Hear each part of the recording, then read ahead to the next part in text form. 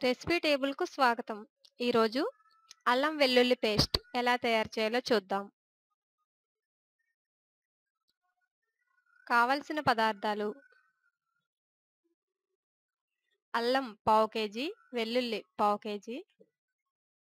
అల్లంను తొక్కలు తీసుకుని శుభ్రం చేసుకుని ఇలా చిన్న చిన్న ముక్కలుగా కట్ చేసుకోవాలి. వెల్లుల్లిని కూడా రెమ్మలుగా చేసుకొని తొక్కలు తీసుకుని సిద్ధం చేసుకోవాలి. పసుపు పావు టేబుల్ స్పూన్, ఉప్పు 1 టేబుల్ స్పూన్. ఇప్పుడు పేస్ట్ ఎలా తయారు చేసుకోవాలో చూద్దాం. ముందుగా మిక్సీ జార్‌లో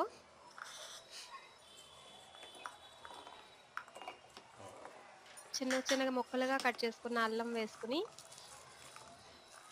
అలాగే వెల్లుల్లి రెమ్మలను కూడా వేసుకుని, కొంచెం పసుపు,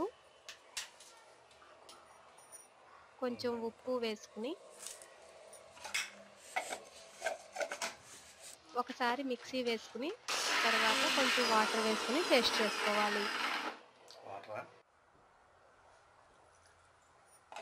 ఒకసారి మిక్సీ వేసుకున్న తర్వాత కొంచెం వాటర్ వేసుకుని పేస్ట్ చేసుకోవాలి. మరీ ఎక్కువగా వాటర్ వేసుకోకూడదు.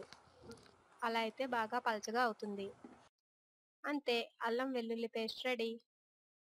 మరిన్ని రుచుల కోసం రెసిపీ టేబుల్‌ను సబ్స్క్రైబ్ కాగలరు.